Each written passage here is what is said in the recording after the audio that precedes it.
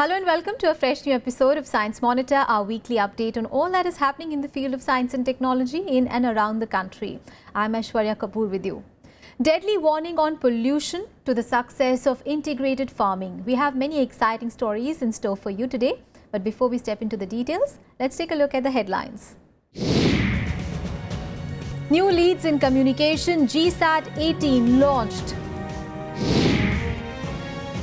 Pollution linked to 6.5 million deaths. WHO rings the bell.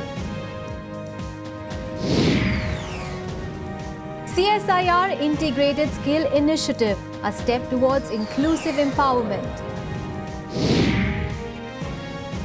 Integrated farming, a story of success. And in our In Focus segment today, we will discuss about the need of science popularization in the society. And now news in detail. Following a short delay caused by heavy crosswinds, ISRO's new communication satellite GSAT-18 has been successfully launched from the French coast. The satellite will now extend the scope of communication and provide continuity of service on operational satellites in C extended and C and Ku bands. Let us see this report.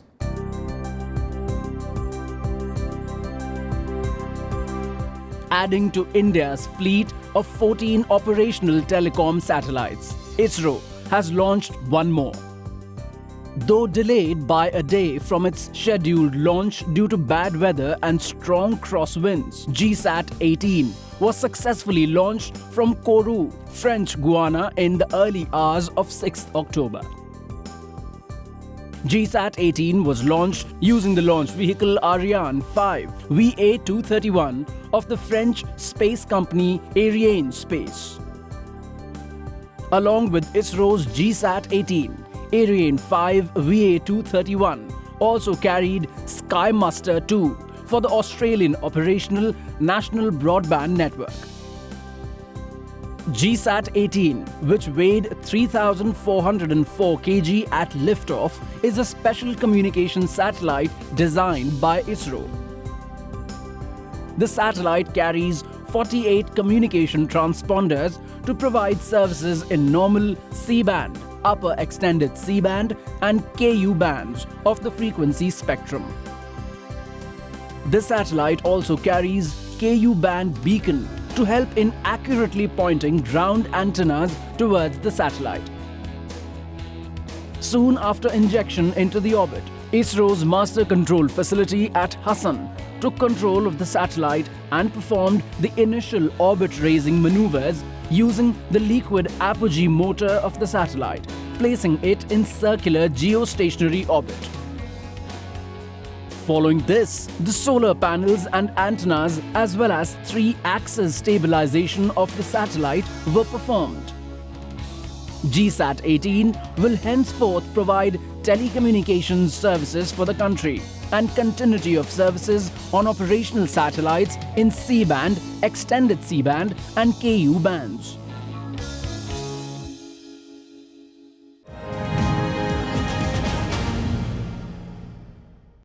Pollution is deadly, and the graveness of the threat would be clear from the recent warning issued by the WHO.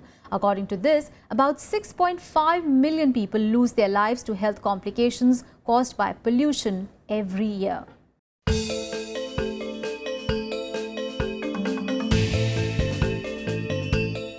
Rotting and burning heaps of garbage. Toxic smoke from the vehicles. Smoggy winters.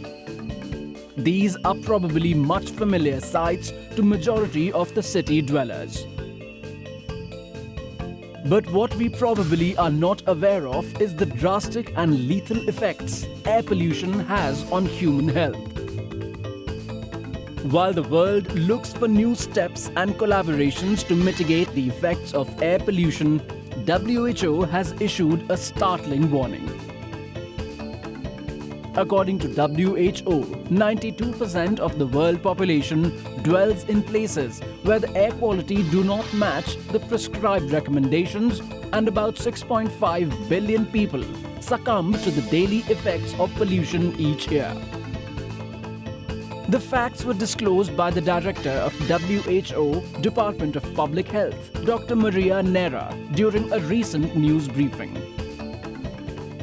WHO has published these conclusions previously in the World Health Organization Global Study on Air Pollution, based on data collected from 3,000 cities across 103 countries. The new study has gathered country-level information on pollution levels throughout satellite data, chemical transport models, and ground measurements. Experts warn that air pollution is one of the leading causes of strokes, heart diseases, and cancers. The situation is grave in Asia, Eastern Mediterranean region, and sub-Saharan countries. According to the WHO reports, Indian capital city, Delhi, has an average of 153 micrograms of the small particulate matter per cubic meter in its air, as compared to the international safe levels of 6 micrograms per cubic meter. While WHO has refused to publicly declare which country had the worst pollution record, the agency has issued the warning that even if people are not equal regarding exposure to pollution, it is a global issue with serious consequences.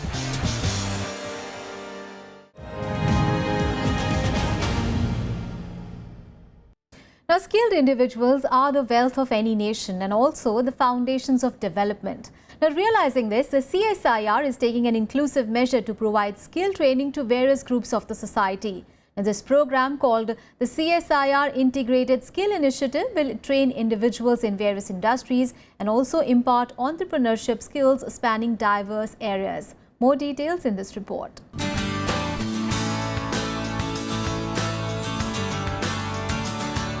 While socially beneficial scientific and technological interventions have a major role in development, so has high-quality human resource. There is tremendous scope for reducing human drudgery, increasing productivity, and above all, employment generation through appropriate skill development programs. With this in mind, the Council of Scientific and Industrial Research, CSIR, which recently celebrated its Platinum Jubilee, has launched a major program called the CSIR Integrated Skill Initiative.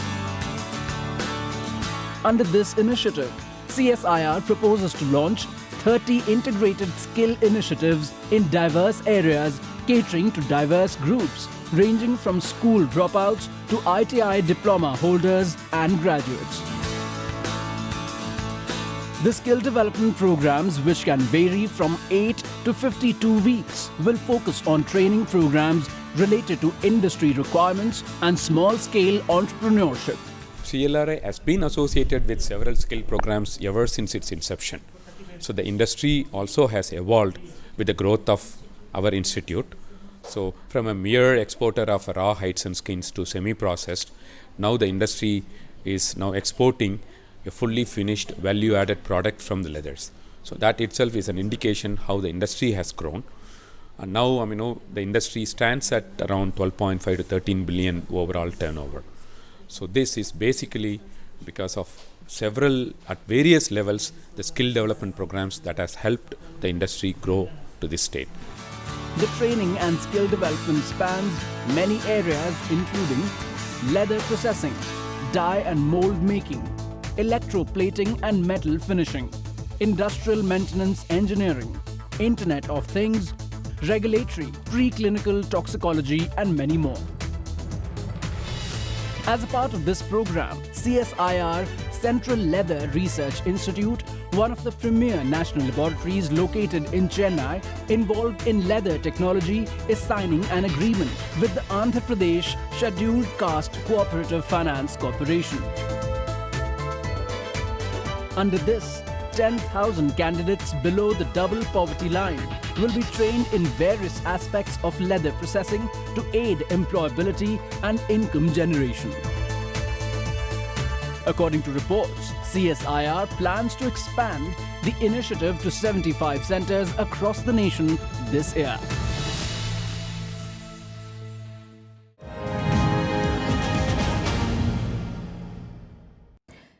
our last episode, we discussed the need and advantages of practicing integrated farming. And today, we present to you Mr. Ram Kishan, a farmer from Rajasthan who has successfully demonstrated the concepts and the benefits of integrated farming. Take a look.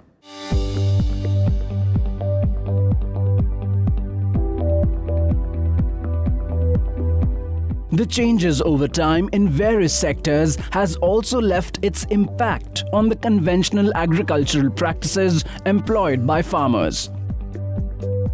Some of them, to an extent, has been a welcome change and are today adopted by the farmers beneficially. Along these lines, farmers today are largely adopting integrated farming techniques to prevent crop damage and improve the utilization of existing resources.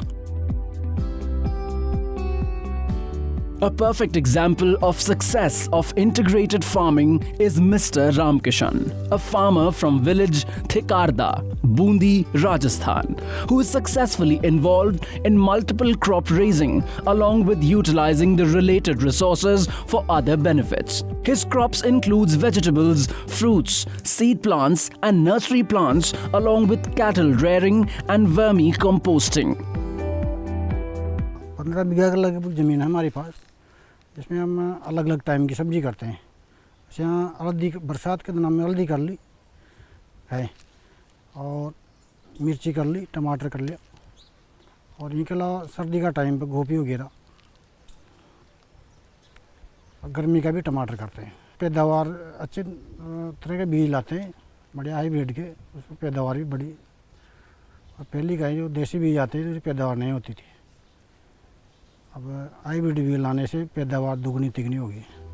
Among the seasonal crops planted by Ram Kishan are chilies, capsicums, cauliflowers, turmeric and tomatoes, which yield income throughout the year. Mr. Ram Kishan uses special mulching techniques in his fields to bring up vegetable crops. Under this, the soil around the plants are covered with a thin plastic layer to prevent evaporation of water and maintain soil moisture. This also helps reduce weeds. Along with the vegetables, Ram Kishan has also planted fruit trees like gooseberry and custard apple, which brings him profit. Most interesting is the special napier grass that Ram Kishan has planted in these fields. The grass, once planted, lasts for 3 to 4 years. This highly nutritional grass provides fodder to animals throughout the year. The seeds of this grass has been provided to Ram Kishan by the Indian Society of Agri-Business Professionals, or ISAP. The organization is involved in providing resources and training in integrated farming to farmers.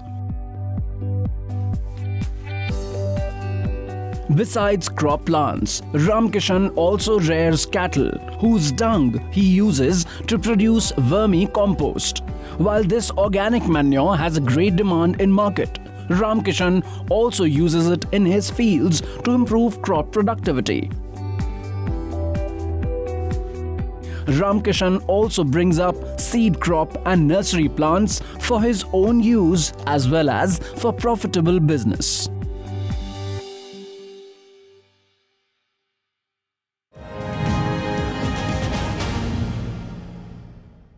And now it is time to take a very short break. We'll be right back. Keep watching Science Monitor.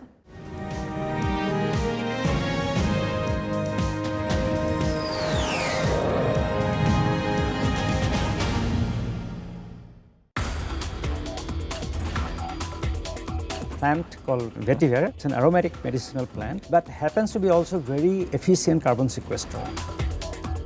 Although it is like a grass, it has very large root system. We can have a vetiver plantation throughout the country, even within national capital region, so that we can significantly reduce the atmospheric CO2. Watch Eureka with Dr. Prashant Goswami, Director, CSIR Nistads, only on Rajya Sabha Television.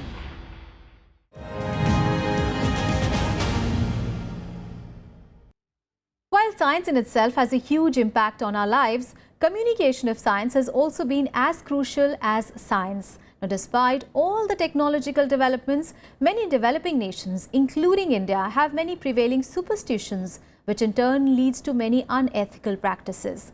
Now, fostering scientific temper to think logically requires that actual scientific facts be communicated to the common man in a simple and easy to understand manner. Popularization of science is also necessary for the public to understand and also leverage the benefits of technology. So, how does science popularization change the society and what are its intricacies? Well, we will discuss all this with our guest, Dr. B.K. Tyagi today, who's a scientist with Vigyan Prasar. He's in our studio today. We'll get to that. But before that, let us see this report.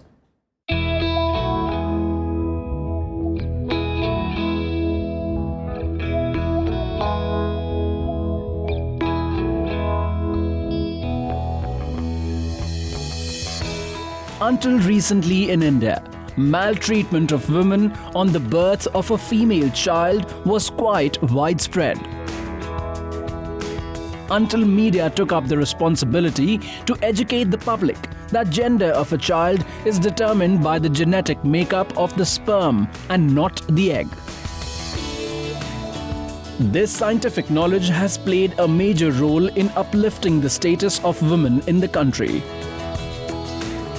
This is but one example of the impact that popularization of science can have on the society and way of thinking. Science has helped us discover the underlying principles of many of the natural phenomena which were once considered a mystery. The lack of sound knowledge about these natural processes fuels many superstitions which prevails in the society and retards progress.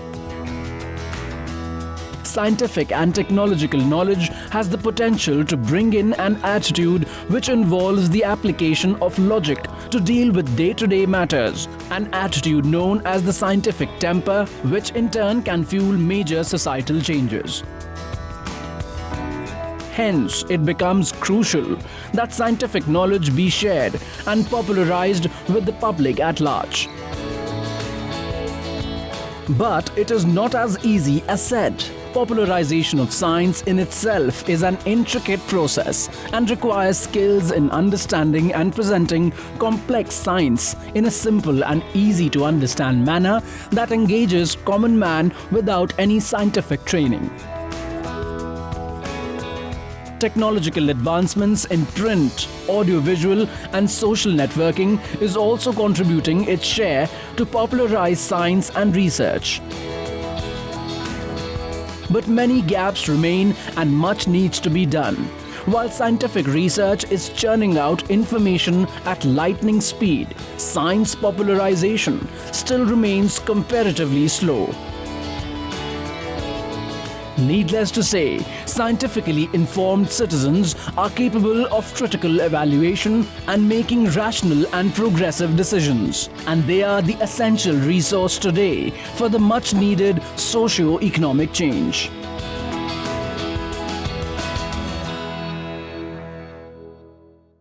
All right, let's discuss the issue of science popularization with Dr. B.K. Tyagi, who is a scientist with Vigyan Prasar. Thank you so much, sir, for joining us today.